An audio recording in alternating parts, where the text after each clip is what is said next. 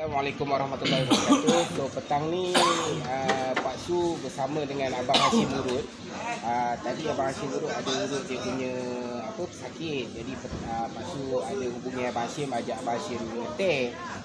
So petang ni kita nak buat satu perkongsian sikit. Pak Su nak tanya dengan Abang Hashim, maksud dia untuk kepada mereka yang ada masalah slippage ni bang. Untuk mereka yang ada masalah slippage ni, apa yang boleh kita kongsikan kepada mereka dan apa kaedah rawatan yang mungkin abang boleh kongsikan kepada mereka yang ada masalah slippage ni bang? Kongsikan sikit bang. Okay, Assalamualaikum warahmatullahi wabarakatuh. Okay. Selamat bertemu kembali tuan-tuan dan puan. Sekarang kita mengenai permasalahan slippage. Okey, untuk tindakan awal slippage ni rujukan pertama kita perlulah kepada doktor untuk mengetahui tentang masalah kita punya masa dan kita punya tulang kerangka, tulang belakang kita apa permasalahannya. Sebab banyak faktor-faktor slippage ini berpunca daripada aktiviti harian kita ataupun sejarah masa silam kita.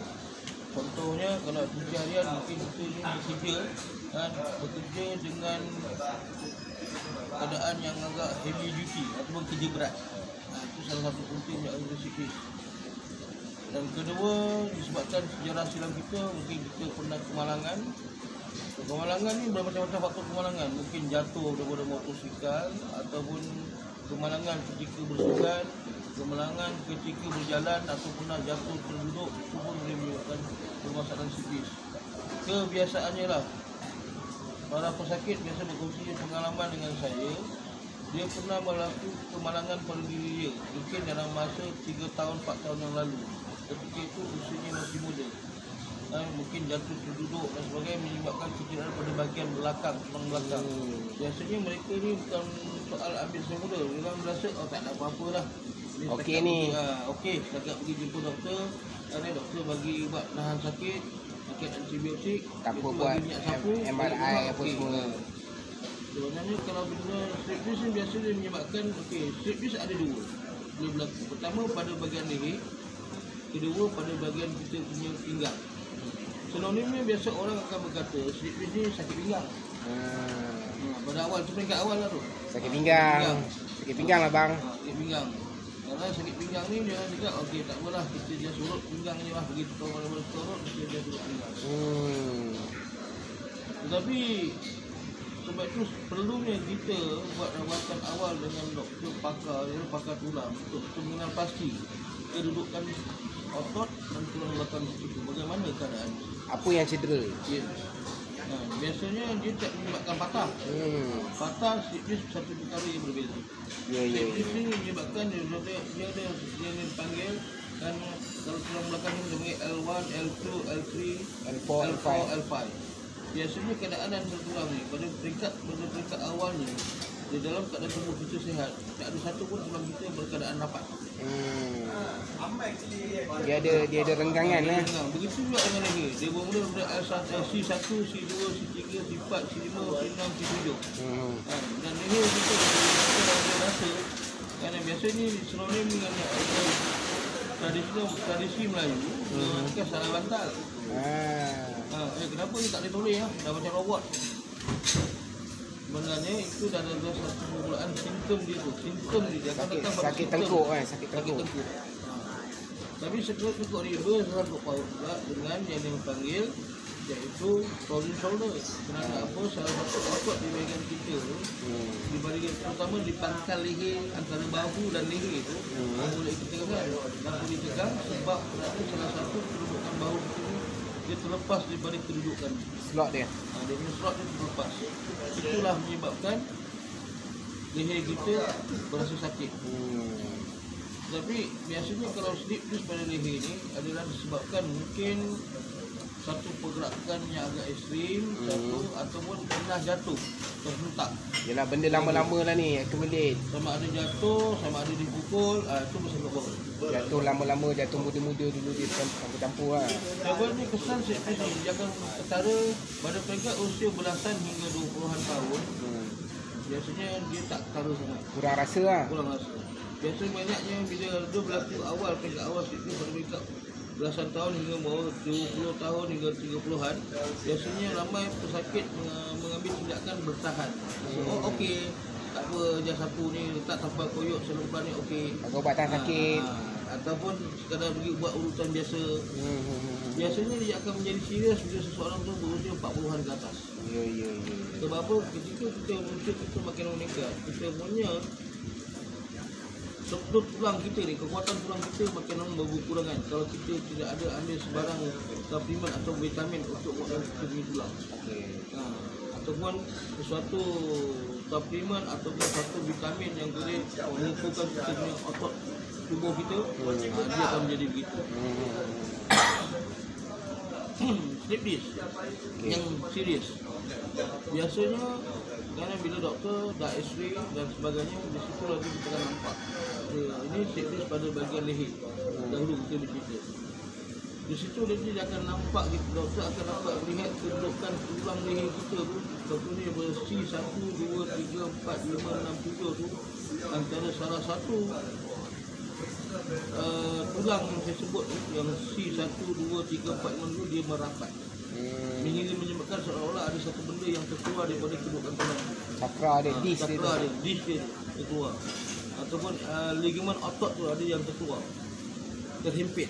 Okey. Itu akan menyebabkan terasa sakit sangat. Kalau perubatan moden, bagaimanakah doktor akan itu dah cakap pada tahap yang sangat kritikal. Nak buat chiropractic pun tak boleh, urutan pun tak boleh. Jadi kena refer pada doktor. Jadi doktor akan aturkan dengan keadaan pembedahan. Bila pembedahan, doktor akan cek antara satu tulang tu yang mana yang tercedera, mana yang rosak lah. rosak. Tapi biasanya dia ni tidak boleh tak akan faham. Dia bukan faham. Dia sama ada tulang tu, kedudukan tulang kerangka tu goyang ataupun dia punya disc dia tu kerana dah merapat. Di situ doktor akan menggunakan keadaan pembedahan. Biasanya doktor akan pesakit akan balik kepada doktor pakar. Ya. Okey, untuk bahagian pinggang pula pun sama. Dia pinggang ni ada dua keadaan di mana antara L5, L1, L2, L3, L4, L5 tu bila pemegang pada tulang tu. Kalau kita tengok pada jalan kerangka tulang kita tu, dia ada seolah kiri dan kanan seolah ada pemegang. Seandainya pemegang tulang L1, L2, L3, L4 ni goyang ataupun sudah tak boleh kukuh, kerana tak boleh butuhkan, di situ doktor akan buat pembedahan dan menggunakan satu kaedah skru. Dia letak tungsten, dia akan skru kat situ untuk menguatkan pergegangan, untuk mengembalikan kedudukan tulang tu, pinggang tu pada kedudukan yang betul. Lock balik. Ataupun dengan kaedah dia doktor akan letakkan plate di belakang. Okey bang, tu kalau macam yang serius lah. Yang serius. Kalau kadang-kadang ni dia mungkin benda tu tidak berapa serius dan dia mungkin dah jumpa doktor kata mungkin buat fisio dan sebagainya kan. Tapi fisio pun duduk pada disiplin dia kena konsisten buat. Adakah dengan kaedah chiropractic yang abang praktikan kepada pelanggan-pelanggan abang ni boleh membantu mereka? Dan adakah dengan urutan dan chiropractic ni boleh membantulah? Ataupun satu saja urutan ke chiropractic ke macam mana? Okey, baik. Satu soalan yang baik. Okey, bagi orang yang pada peringkat simptom atau kekenahan yang tak serius sangat, tak berapa serius, tak ke arah kepada pembedahan, boleh dirawat dengan kaedah. Kalau urutan biasanya tidak digalakkan. Urutan ni sebenarnya untuk yang sikit ni dia hanya bersifat sementara. Kecuali kalau seseorang tu tidak ada, memang dia mahu tak ada melakukan kerja yang aktiviti agak ekstrim, insya-Allah benda tu tak akan berulang. Tetapi kalau rezekinya agak serius, dia perlu kaedah fisio. Satu, kedua dipanggil chiropractic. Baik, fisio. Bila tuan-tuan dan puan mengambil khidmat fisio, pastikan mendapat perkhidmatan fisio yang profesional. Sebab kebiasaannya fisio ni dia lebih kepada pergerakan. Pergerakan setiap tubuh. Sebab fisio ni dia bersifat kepada otot. Bila kata otot kita tu lemah, dia di situ perlukan pergerakan untuk menggunakan otot. Okey, rawatan yang terbaik digabungkan antara fisio dan chiropractic. Chiropraktik iaitu dia membetulkan sejak kedudukan sendi. Sebab apa? Bila berlaku siflis ni dia bukan pada pinggang tu saja. Dia melibati daripada daripada kepala, bahu, pinggang dan juga kedudukan peha di bahagian kaki. Full body alignment lah. Body alignment. Sebab apa? Kalau di mana kita tak melewati iaitu mengkaedah tuan-tuan dan perempuan baring di atas lantai, cara menegak, cara lurus, kemudian tengok perbezaan antara dua kaki. Ada tak kaki yang mana yang pendek sekarang? Itulah salah satu sebabnya. Jadi perlu diperbetulkan kedudukan ini. Tapi biasanya kalau yang dekat yang mild siflis tu bukan yang serius, biasanya dengan kaedah rawatan begini InsyaAllah boleh bang. InsyaAllah boleh. Kemudian baru dah disesuai dengan urutan. Urutan ni sebenarnya untuk kita melegakan atau meredakan, mereda dan melegakan dan memulihkan sakit siflis tu. Biasanya insyaAllah. Tapi nasihat saya bagi orang yang telah membuat rawatan chiropraktik untuk siflis ni, chiropraktik urutan ni untuk siflis, selepas itu sebaik-baiknya memakai bengkung. Itu penahan kepada pinggang ketika melakukan sesuatu kerja. Tak kira lah sama ada kerja itu kerja berat ataupun ringan. Jadi bagi orang yang ada siflis, pesanan saya, jikalau anda ataupun tuan-tuan dan puan berasa sakit pinggang, tuan-tuan jangan baring di atas tilam. Kerana itu akan ini bagi orang yang sedang mengalami, bagi orang setiap orang yang sedang mengalami ini penjagaan lah, penjagaan dia lah. Ini untuk mengawal rasa sakit. Bagi orang yang sedang mengalami sakit pinggang itu, bila sakit pinggang jangan baring di atas katil, tilam yang empuk. Kecuali tilam tu memang betul-betul yang terbaik lah. Contoh kalau tapi tilam yang terbaik ni tilam mahal. Tilam mahal ni dia sedikit keras. Dia keras. Sebab apa? Sebab kita memerlukan bila sakit pinggang, kita memerlukan faktor kedudukan tulang kita dia tetap rata. Flat. Dia flat. Dia bukan kita balikkan tulang kita, kedudukan tulang kita dia ikut betul. Beralun. Bila kedudukan tulang kita di tulang yang lembut ni dia beralun, kedudukan pinggang kita lagi bertambah sakit. Jadi sebab itu saya selalu berpesan bagi orang yang sesiapa sakit pinggang, sila baring di atas lantai, beraraskan mat ke apa ke, dan kemudian baring saya menegak dan lutut dinaikkan. Di bawah pinggang itu diletakkanlah sesuatu, digulungkan kuala ke, diletakkan di bawah pinggang. Botol mineral ke untuk melegakan rasa sakit. Kemudian ini rawatan awal lah, tindakan awal. Dan selepas itu barulah diurut. Okay. So kita boleh konklusikan kepada rakan-rakan kita yang ada masalah siflis ni tetapi tidak berapa serius. So kita boleh buat ikhtiar kita ni dengan chiropraktik beserta dengan urutan lah. Maksudnya supaya kita boleh buat full body alignment. Dan Abang Hashim ada servis tu kan? Ada. Okay, so inilah perkongsian kita dengan rakan-rakan sekalian. Dan sekian, terima kasih Abang Hashim atas perkongsian yang manfaat ni. Assalamualaikum warahmatullahi wabarakatuh. Assalamualaikum warahmatullahi wabarakatuh. Saya sekali lagi Hashim Murad. Di sini pula saya akan menjelaskan apa itu chiropraktik. Chiropraktik ni sangat diperlukan oleh seseorang yang sedang menghadapi masalah keradangan otot. Keradangan otot ni ataupun dalam bahasa lain, maksudnya dia bermula daripada leher, bahu dan tangan. Jadi maksudnya keradangan otot ni kan, dalam bahasa urutan dalam bahasa Inggeris biasanya orang panggil dikenali sebagai frozen shoulder. Frozen shoulder ni mana kalau berlaku dia bergantung juga pada faktor usia. Bila seorang tu usianya masih muda ataupun di bawah antara belasan tahun hingga ke 20-an kan, ataupun 30-an, tangan ni bila dilurus, bahu ni bila ditekan kan dia akan merasa sakit. Contohnya adik ni dengan saya ni ditekan bahu dia sakit. Sakit. Sebelah sini pun sama juga. Kadang-kadang di antara dua, yang sebelah sini terlalu sakit, yang sini tidak sakit.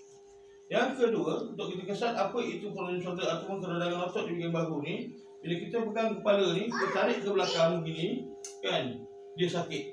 Tapi saya ulang balik, sebagaimana yang dikatakan bergantung kepada usia. Bila usia adik yang muda ni, walaupun bahu ditekan dia sakit, Bila ditarik begini, dia masih boleh menunggak secara normal. Tapi bila orang yang berusia 50-an ke atas ataupun dipanggil warga emas, ada ketikanya bila ditarik begini, lehernya tak boleh tarik ke belakang, sakit. Kan? Kemudian bila duduk tegak begini, lehernya bila ditoreh begini, dagu ni dia tak boleh rapat ke bahu. Macam ni lagi sekali. Macam ni adik ni musim muda lagi, walaupun sakit bahunya, dia masih bergerakkan dia punya dagu ni ke bahu. Rapat. Ataupun istilah lain masih tak seberapa serius masalah yang dihadapi oleh adik ni. Okey, sebelah sini pun sama juga. Okey, jadi apakah tindakan awal yang perlu apakah rawatan yang sesuai untuk adik ni? Kan, ada setengahnya memberdapat dengan cara kita letak yoko-yoko ataupun kita letakkan serum plus, dia akan berasa lega. Ataupun dengan kaedah bagi mana-mana pusat urutan atau bagi seseorang tapukan minyak ni diurut di bawah ni.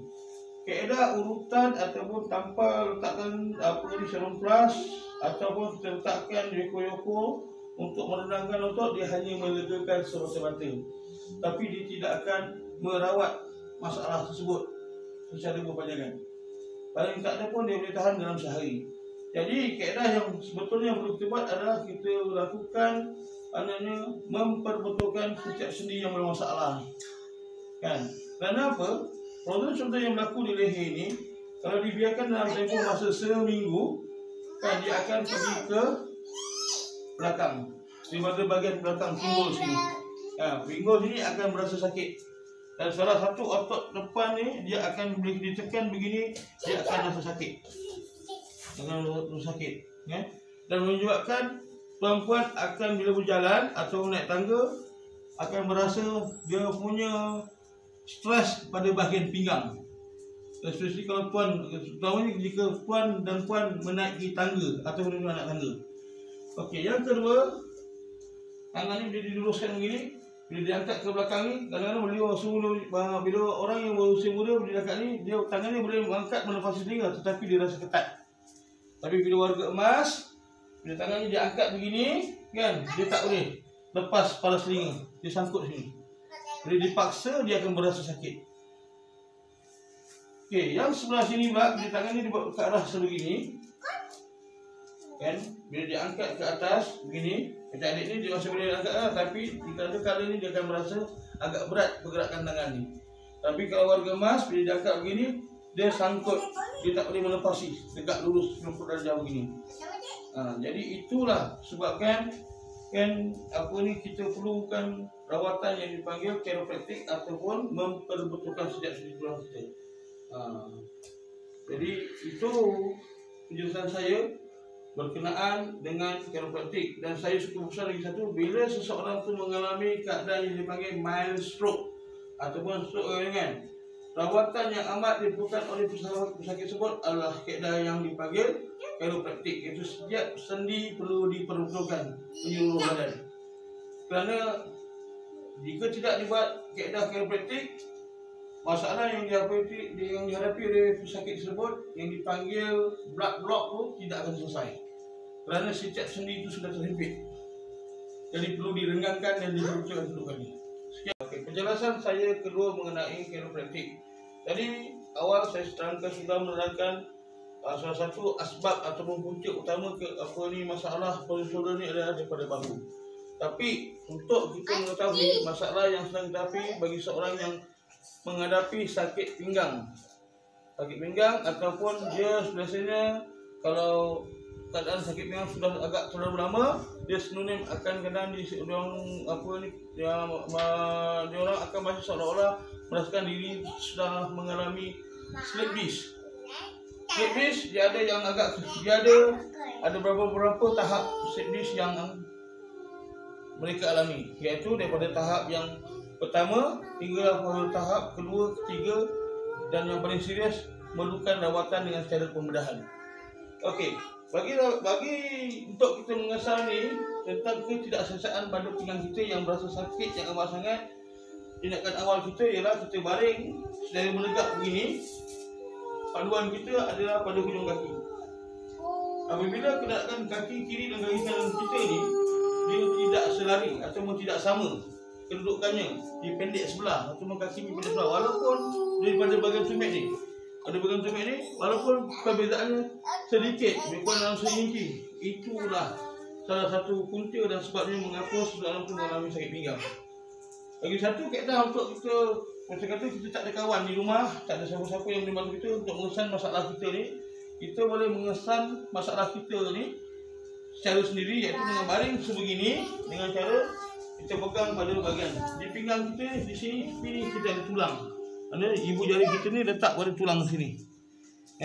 Dan lagi satu letak di sebelah sini. Ni tulang ni. Jadi contoh macam adik ni, kenapa tadi saya tekan dia punya bahu ni sakit? Sekarang masalahnya tulang pinggul dia ni, kiri dan kanan ni sudah tidak sedari. Satu rendah, satu tinggi. Jadi bila kakinya ni kan dilipat begini, kan? Dia akan badannya ni dia akan sakit, dia akan rasa sakit pada bahagian paha sini. Jadi inilah apakah rawatan yang sesuai untuk bila dah berlaku keadaan masalah ni, iaitu dengan cara kaedah yang dipanggil chiropractic ataupun memperbetulkan sendi secara menyeluruh. Sebab apa? Okey, cuba dia bendera pula. Ya. Okey, seterusnya. Bagaimana yang saya ceritakan tadi, sakit tulang belakang ataupun bahagian ataupun sakit pinggang. Yang selalunya biasanya bila orang yang merasakan pinggang ni terlalu sakit, dia akan merasakan seolah-olah dia mengalami simptom mengalami sedis. Dan puncanya pinggang biasanya sakitnya di sini. Tapi masalah ketara yang biasa untuk rawatan yang perlu diperbaiki adalah di bahagian pinggul ini. Yang saya tekan ni bahagian pinggul ni. Kerana kalau tekan ini, kalau berasa amat sakit, tengok macam adik ni bila saya tekan sini, kaki dia tak akan terangkat, maknanya dia sakit. Makna dia punya bahagian pinggul ni perlu diperbetulkan. Dan kaedah yang kedua ni daripada otot tulang belakang ni, tulang belakang kita sini ni ada tulang belakang ni perlu diperbetulkan dengan kaedah dengan cara kita menekan ni. Dan seterusnya selepas tu barulah kita bila dah kita buat menyeluruh begini barulah selesai masalah. Dan lepas tu barulah kita nak sambung dengan urutan. Baru kita sambung dengan urutan. So tuan-tuan dan perempuan kena faham, maksud dia apabila tuan-tuan dan perempuan datang dengan kepada Cik Hashim ni, so tuan-tuan dan perempuan bagi tahu masalah yang dihadapi, so Cik Hashim cuba susun mengikut keperluan dan kesesuaian yang ada pada masalah tuan-tuan dan perempuan. Dan beliau akan cuba mulakan dengan bekam, lepas tu diikuti dengan chiropractic, dan barulah ianya akan habis dengan urutan. Biasanya servis daripada Abang Hashim urut ni dia dalam lama, servis dia dalam 2 jam macam tu. So Abang Hashim pun tunjuk 2 jam. Memang lama servis daripada Abang Hashim ni. So okey, nanti kita sambung lagi. Sakit.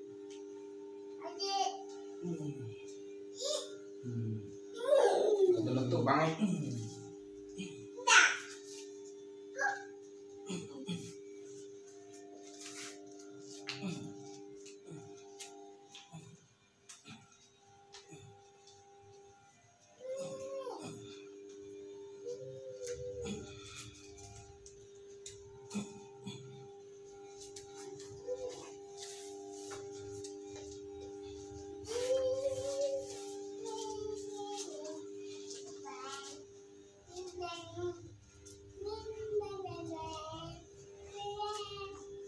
Oh, bunyi dia. Meletup Mengatakan sakit. Itu Okey, insya-Allah. Assalamualaikum warahmatullahi wabarakatuh. Okey, adik ni saya sedang buat rawatan.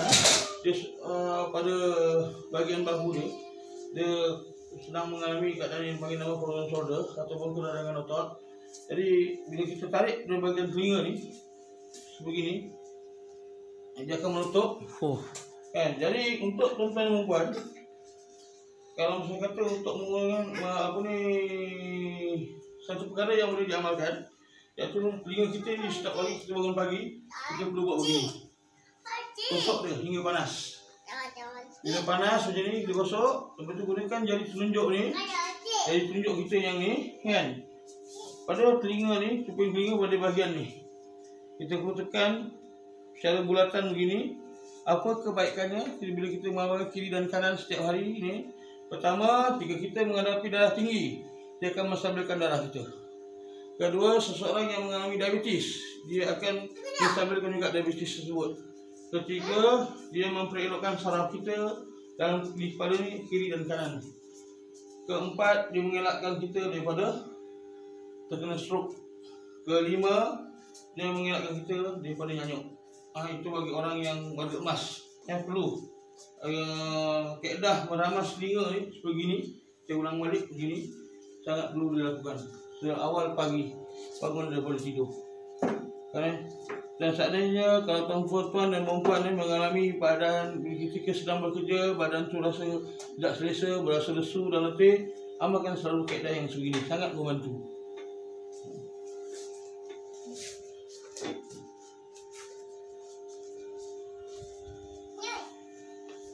Tu dia.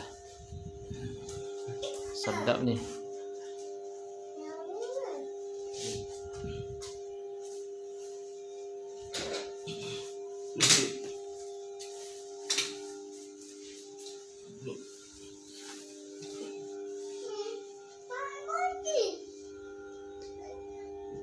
Kaedah sebegini adalah tujuannya, bahu kita ni ada sebenarnya dia tak ada tulang yang mengikat bahu kita. Bahu kita duduk dalam keadaan yang berbentuk sekuk macam miring. Jadi bila bahu kita ni kita melakukan sesuatu aktiviti yang agak ekstrim, dia boleh terlepas daripada kedudukan ni. Atau dia panggil disconnect, dia terlepas. Bila terlepas dia akan menyebabkan otot di bahagian leher ni, di bahagian telinga leher ni, dia akan tegang dan bahu ni akan sakit. Jadi kaedahnya sebagai rawatan yang perlu buat adalah kita masukkan balik bahu kita yang sudah terlepas tu.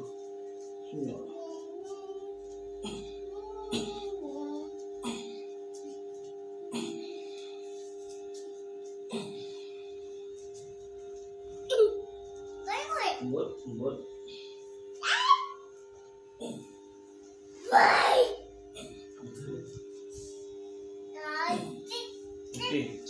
Apa kesannya bila kita buat begini tu? Seperti tadi mula-mula dia sebelum kita buat rawatan yang sebegini, bahagian bahu ni terlalu amat sakit sekarang. Dah tak sakit dia. Dah lega. Sebelah sini dah lega. Jadi bila dia lewat ni dah ringan. Bukan dipaksa-paksa. Tekan terus okey je. Alright. Saya terusnya. Duduk bawah. Baik sini. Anak. Pergi lurus. Ini buat begini. Yang ini kaedah begini adalah tujuannya kita buat begini adalah kita nak membetulkan bahagian rusuk yang tepi ni. Tarik nafas, lepas.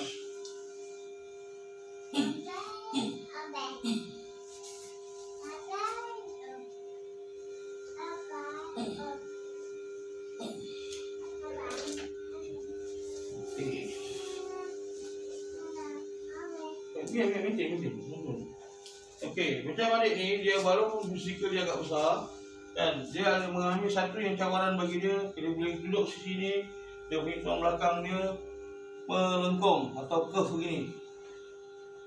Orang yang mempunyai tulang belakang yang sebegini biasa dia akan mengalami keadaan yang selalu ada berbingang, dia akan sentiasa berasa sakit.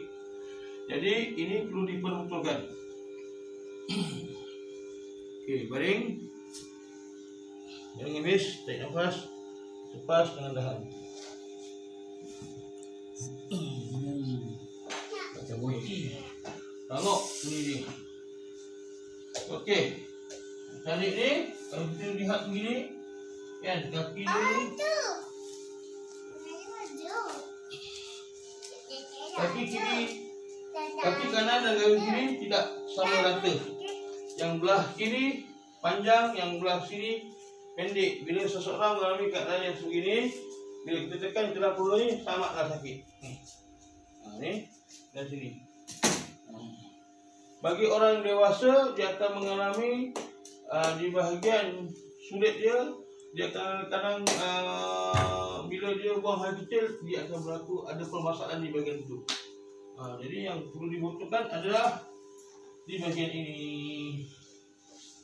Ya. Berat.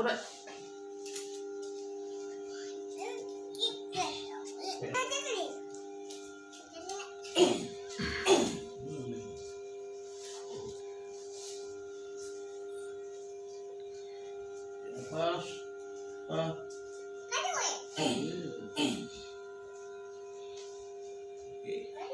Sama dah. Tambah panjang. Okey.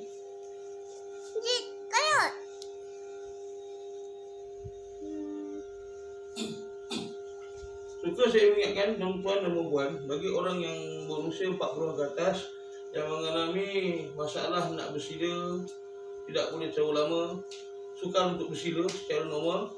Kalau boleh bersila pun dalam jangka masa yang terlalu singkat, dah berasa kebas dan sakit di bahagian lutut. Puncanya adalah di bahagian sini. Ya, bermaksudnya tulang paha dan tulang punggung dia sudah menghimpit, menyebabkan tuan-tuan dan puan bila buat kaedah begini kan, paha ni dia tidak boleh rapat secara normal ke lantai. Maksudnya tulang paha tuan-puan bila berlipat begini, bila turunkan ke bawah begini, dia tinggi sebelah. Jadi macam adik ni, bila kita dah buat begini tadi, biasa sebelum kita buat rawatan begini, dia punya badan bila kita tekan ni dia akan sangat sebelah. Tapi sekarang dia sudah berkedudukan yang sama rata. Dan bila kita tekan bagian sini, sakit dia pun dah kurang. Ikut. Lepas.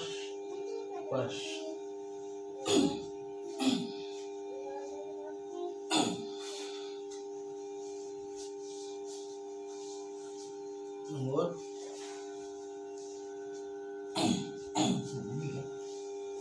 Kalau yang kau rambut bunyi Hebatnya tu. macam orang pemerah bil. Nombor.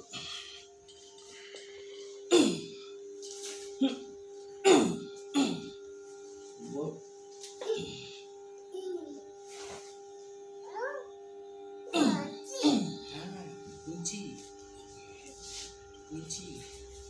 Terus lagi. Kok? Ini nak cuci.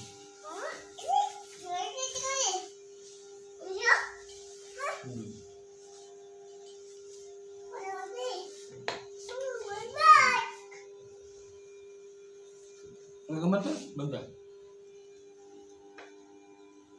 Yang tebal, belum tebal. Belum bisa sangat. Belum baru merah.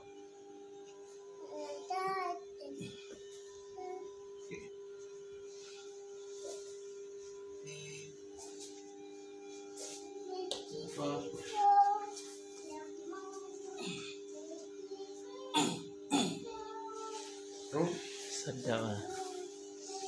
Jualan.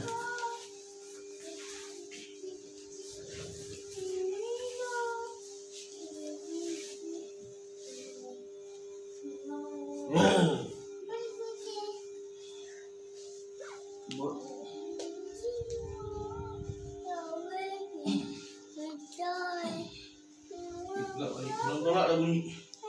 Ni lah. Bandar tu tak kena ada. Aku ke bawah sikit. Alright.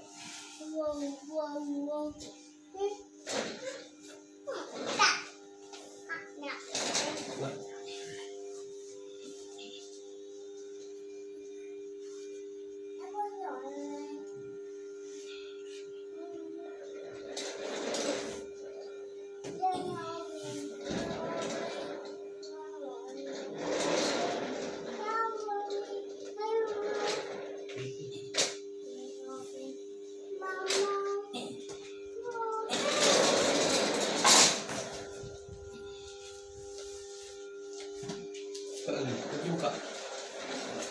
Lurus. Buka dulu yang itu.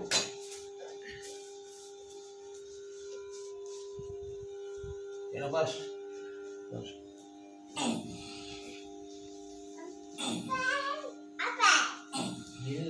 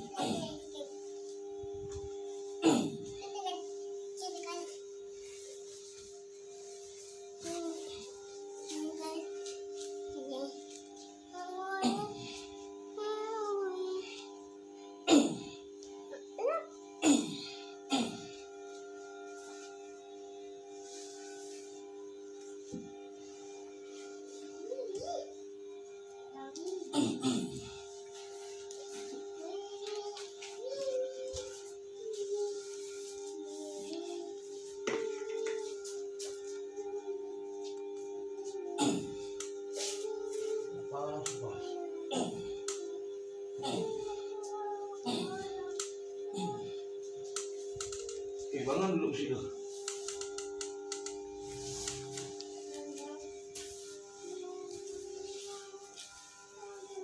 Okey, bila adik ni dah selesai buat rawatan saya menyeluruh. So, setakat ni saya belum menjelaskan apa kesannya. Kesannya bila adik ni bersila, dia punya peha ni kan, dia rapat ke lantai. Dia berpunggung ni, kalau tengok dari punggung tepi ni, punggung dan peha ni dengan lantai dia rapat. Jadi biasanya masalah yang orang ramai menghadapi bila sukar untuk bersila, bila dia bersila keadaan peha ni kan, dia terangkat begini. Itu yang dia tak boleh bersila lama. Jadi macam adik ni kan, tangan leher dia pun, bahu dah sakit, bahu. Dia dah lega, bahu ni dah sakit. Jadi faedah rawatan yang sebenarnya yang saya nak buat adalah membetulkan bahagian tulang belakang ni. Kadang semua. Kaki buka bawah sikit. Kaki buka besar.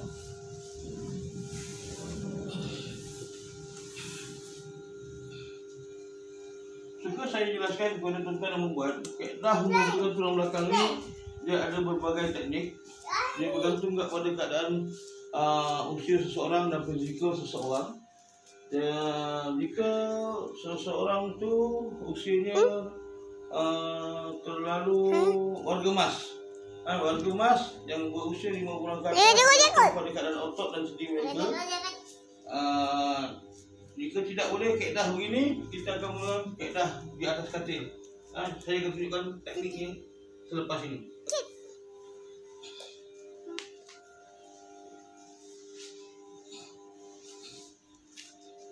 Baring. Relax. Kaedah pas. Pas yang tahan.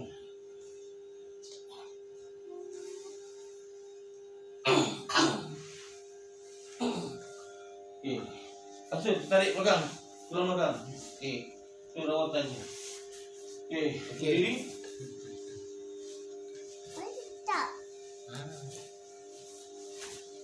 Elak mana?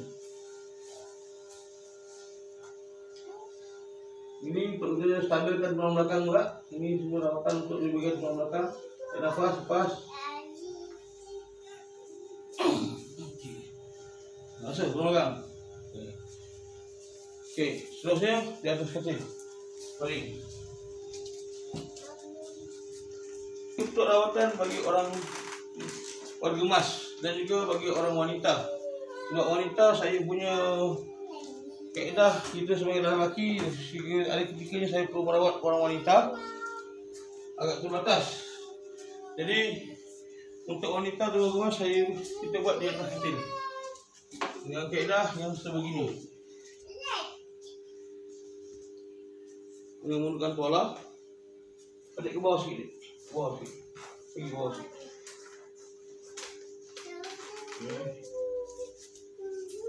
Pergi bawah lagi. Wah, boleh. Boleh. Sini. Belah. Dapat.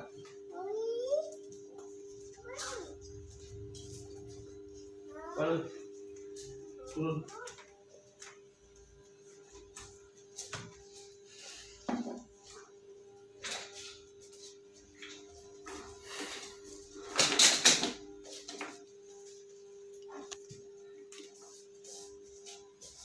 Okey, tarik nafas. Lepas, jangan tahan. Relax. Bismillahirrahmanirrahim. Jangan nafas 1, 2, 3. 1, 2. Jangan keraskan badan,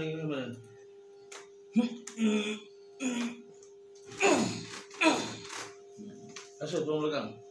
Inilah kaedah rawatan ini adalah rawatan untuk bagi orang yang masalah sakit belakang, ada simptom slip disc. Maksud saya slip disc ni bukan slip disc yang tahap yang kritikal.